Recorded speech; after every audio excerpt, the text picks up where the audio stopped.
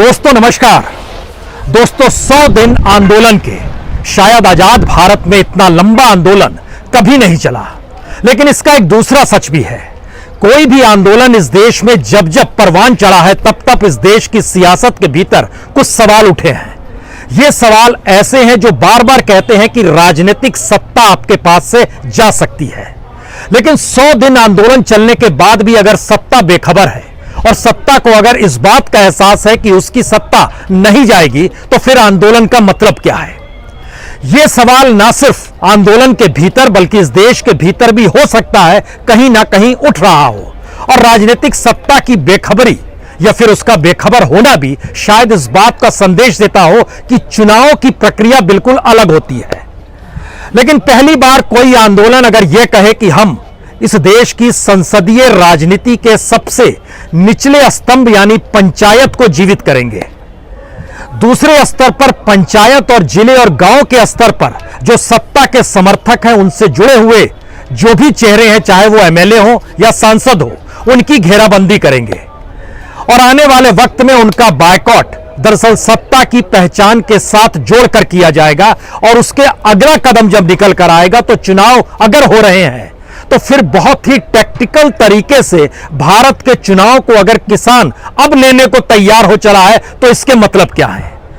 किसान आंदोलन से जुड़े नेता कहते हैं कि अब 5 राज्यों में चुनाव हो रहे हैं तो वहां पर हम इस बात का आह्वान करेंगे कि दरअसल बीजेपी को हरा दिया जाए, जिताया किसे जाए यह नहीं बतलाएंगे। इसका मतलब है यह एक टैक्टिकल प्रोसेस है भारत की राजनीति के भीतर में, जहां आंदोलन यह तय कर रहा है कि जो भी विपक्ष की राजनीति है उसे वह चूज एंड थ्रो नहीं करेगा, यानी उसको किसी भी रूप में अपने साथ जोड़ेगा नहीं।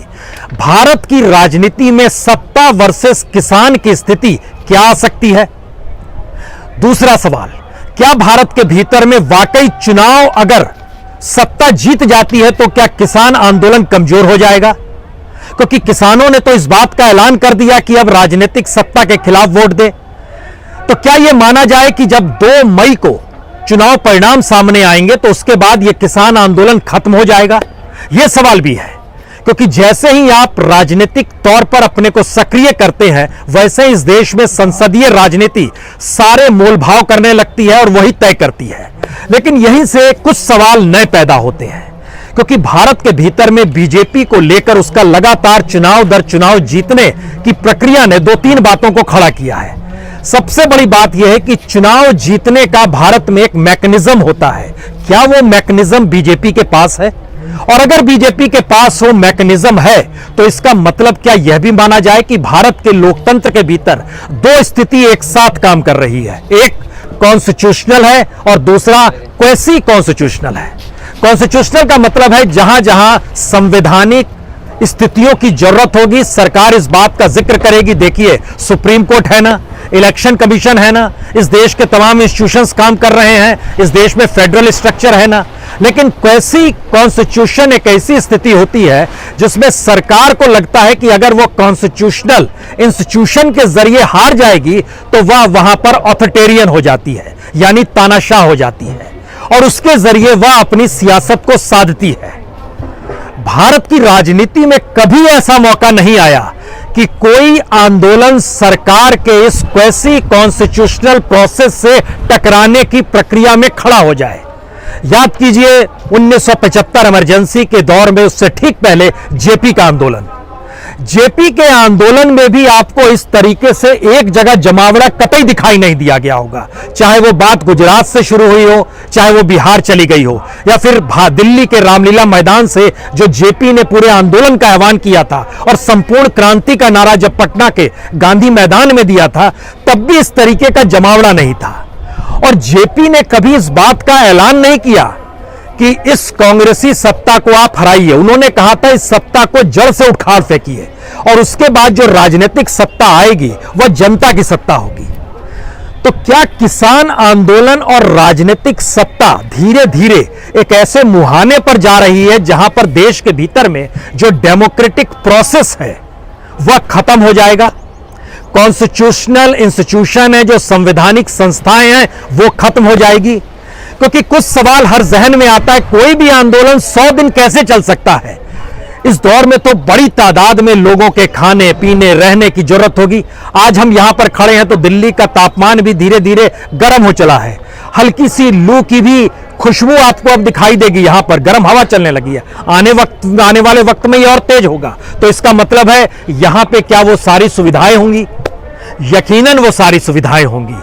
असल में पंजाब, हरियाणा और पश्चिमी उत्तर प्रदेश, इसको लेकर अगर भारतीय किसान के भीतर का एनालिसिस जब कीजिएगा तो एक बात बहुत साफ होगी। इन 3 जगहों के किसान इस देश के फार्मर्स यानी पीजेंट्स के बीच में कैपिटलिस्ट के तौर पर उनकी मौजूदगी बार बार होती है। यानी यहां का किसान आर्थिक तौर पर संपन्न है। जो 3 कानून आए हैं वो पहली बार इस पूंजीवादी व्यवस्था में सीधे सीधे ओरिजिनल कैपिटलिस्ट को सारे अधिकार दे देना चाहते हैं, बनिस्बत किसानों के भीतर भी जो संपन्न किसान है वह संपन्न ना रहे और उनसे एक ट्रांसफर हो जाए, या ट्रांसफॉर्मेशन पॉलिटिक्स का नहीं बल्कि ट्रांसफॉर्मेशन सोशल एस्पेक्ट में हो जाए।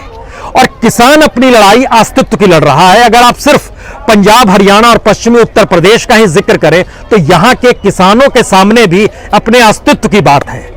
सवाल यह है सिर्फ 100 दिन का आंदोलन नहीं, यह आंदोलन 200 दिन भी चल सकता है, यह आंदोलन 300 दिन भी चल सकता है, क्योंकि आर्थिक तौर पर संपन्नता इस देश के इन जगहों के किसानों के साथ जुड़ी है। यह बात आंकड़ों के लिहाज से, यह बात सरकार की दृष्टि के लिहाज से बहुत साफ है। लेकिन इसके आगे का कुछ बड़ा सवाल अब 100 दिन जब आंदोलन के पूरे हो चले हैं उसके बाद से पैदा होता है। क्या वाकई इस देश के भीतर में जहां जहां सत्ता ऑथोरिटेरियन यानी तानाशाही के तौर पर उसकी मौजूदगी अगर होने लगी है तो किसान भी क्या अब टकराने के लिए वह भी कैसी कॉन्स्टिट्यूशनल वे में चीजों को अपनाएगा? यहां सवाल हम ये नहीं कर रहे हैं कि यह अभी बैलेट का जिक्र है, कल बुलेट का जिक्र होगा, ऐसा नहीं है।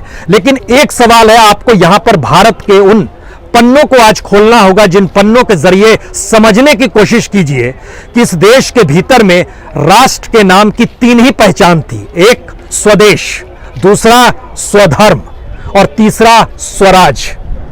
इन तीनों की पहचान अलग अलग वक्त में आजादी के आंदोलन के साथ शुरू होती है।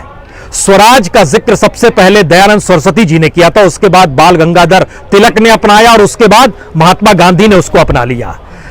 बाल गंगाधर तिलक उग्र पहचान के साथ थे, दयानंद सरस्वती के साथ आइएगा या उससे पहले जब बंग भंग आंदोलन बंगाल में चल रहा था उस प्रोसेस में जब आइएगा तो वहां पर आपको अरविंदो का जिक्र आएगा।